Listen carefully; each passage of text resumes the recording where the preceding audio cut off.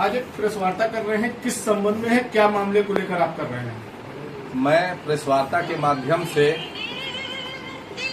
शासन को यह अवगत कराना चाहता हूं कि मेरी जमीन मिर्जापुर गोड़ियाना में लाला टोली के पास स्थित है और उस जमीन पर तरुणेश कुमार देव जो है उस पर काफी दिनों से निगाह गड़ाए बैठे हैं, जबकि उनका स्कूल मानक के अनुरूप नहीं है। वो बच्चों के खेलने के लिए उसको ग्राउंड बनाना चाहते हैं और कोरोना काल से ही कुछ न कुछ डिस्टर्ब करके हमको उसमें तोड़ फोड़ और बाकी चीजें हमारे साथ करते चले आ रहे हैं। भू माफियाओं के द्वारा उसको कब्जा करने की उसकी कोशिश पूरी मनसा बनी हुई है। हमारा जो मेन दरवाजा था जिससे हम अंदर एंट्री लेते थे, उस गेट पर भी उन्होंने बाहर से और अंदर से ताला लगा दिया है, जिससे हमें अंदर जाने में परेशानी हो रही है। और वो रात बिरात दिन में किसी समय जब उनको मौका लगता है तो कुछ न कुछ वो कार्य करते रहते थोड़ा थोड़ा, और वहाँ पता करने पर वो सारी चीजें हमको जानकारी कि भैया ये रात रात में ही सारा काम कराते हैं। इसलिए हम इस माध्यम से ये कहना चाहते हैं कि हमने शासन को भी बहुत सा सूचना दिया। हर बार 112 नंबर पे फोन करते हैं, वो लोग आते हैं, आश्वासन दे के चले जाते हैं। उसके बाद हम सैकड़ों एप्लीकेशन सारे डिपार्टमेंट को दे चुके हैं, कोई सुनवाई नहीं होती। आश्वासन दिया जाता है, उसके बाद कोई कार्य किया नहीं जाता है। इसलिए हम ये अवगत कराना चाहते हैं कि आप हमें, चाहे थाना इंचार्ज हो, चौकी इंचार्ज हो, हमको हर जगह से आश्वासन दे के टाल दिया जाता है। और बाकी हमको लगता है कि पूरी मिली भगत है।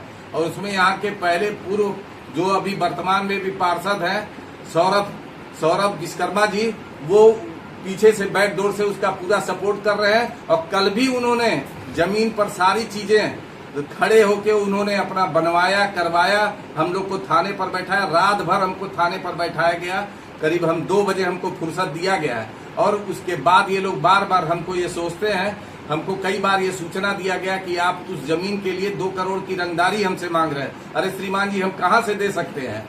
उस 2 करोड़ के लिए बार बार हमको प्रताड़ित किया जा रहा है, मारने की धमकी दी जा रही है कि अगर इस तरीके का कोई काम करोगे तो हम तो जान माल से मारने की धमकी दे देंगे। मेरा एक छोटा सा परिवार है, इन बच्चों के लिए हम क्या करेंगे? इस तरीके के हमको कोशिश, आप लोग न्याय से हमको कोशिश है। हमारे सारे कागज एथेंटिक पेपर है, अगले से कहीं मांगा जा रहा है, वो कहीं भी अपना एथेंटिक पेपर नहीं दिखा पा रहे। मेरे पास लोअर कोर्ट से लेकर हाई कोर्ट तक की सारी डिग्री है। उसके बाद इन्होंने स्टे लिया था, स्टे भी उनका वेकेट कर गया है। और डीएम साहब के वहाँ हमारा इन्होंने एक एप्लीकेशन दिया था जिसके माध्यम से एक टीम गठित की 3 सदस्यीय, उसका भी हमारे ही पक्ष में रिपोर्ट लगा है। लेकिन हमको कहीं से भी कोई व्यवस्था और वो व्यवस्था नहीं मिल पा रही है। हम एकदम विवश और मजबूर हैं। बस हमारे समझ में अब यही आता है कि हम परिवार सहित डीएम साहब के वहाँ बैठ के आत्मदाह कर लें। और मेरे पास कुछ बचा नहीं, हम बार बार यही कहेंगे। रंगदारी कौन?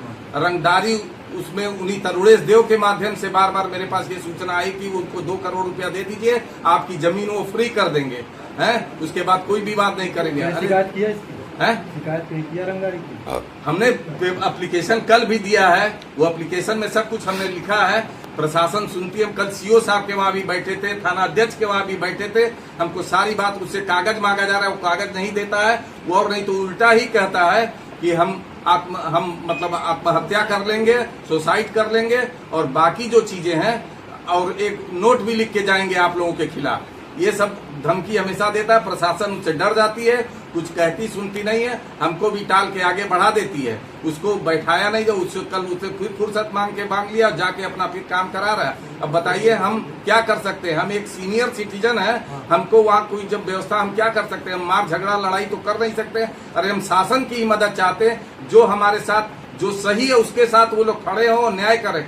हम तो सीएम साहब का यहाँ इतना सम्मान करते हैं, हम इतना खुश रहते हैं उनसे। कारण क्या है कि उन्होंने जो काम जो इस समय कर रहे हैं, सबको न्याय मिल रहा है। तो मेरी भी बात सुनी जाए, और मेरी बात मानी जाए और कागज देखा जाए। हम कुछ हमारे शब्दों पर विश्वास न करके, मेन चीज है कागज को देख के सारा कुछ एकदम क्लियर किया जाए, किसका कागज सही। अगर वो देखा जाए, अगले से मांगा जाए कागज, हमसे भी कागज लिया जाए, उस पर संज्ञान में लेकर हमारे साथ उचित निर्णय होना चाहिए। हम बार बार यही बात कर रहे हैं, यही गुहार लगा रहे हैं। अब मेरे पास कोई विकल्प अब शेष नहीं रह गया है। अब हमको सिर्फ एक ही रास्ता नजर आता है कि हम अब आत्महत्या कर लें, काम खत्म कर लें, उसके बाद कोई विवाद नहीं रह जाएगा। हम बार बार हम इतना दुखित और पीड़ित हो गए, जान लीजिए मेरी आत्मा रो रही है। इतना रो रही है कि जान लीजिए मुंह से केवल बददुआ उन लोगों के लिए निकलता है। लेकिन मैं विवश हूँ, क्या कर सकता हूँ। मेरे छोटे बच्चे हैं, परिवार है, सारा कुछ है।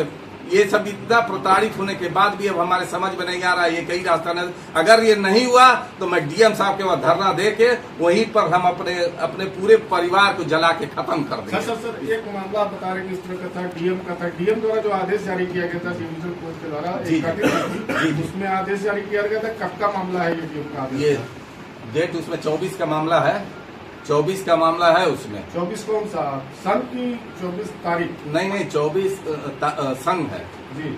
हाँ। तो अब तक इसको कोई तत्कालीन डीएम ने कार्रवाई नहीं? कुछ नहीं, कोई कार्रवाई नहीं। बार बार एसपी सिटी साहब को, बाकी डीएम साहब के वहाँ भी एप्लीकेशन दिया हमने, सब कुछ, लेकिन कोई कार्रवाई नहीं हो रही, कोई संज्ञान में इसको ले ही नहीं रहा।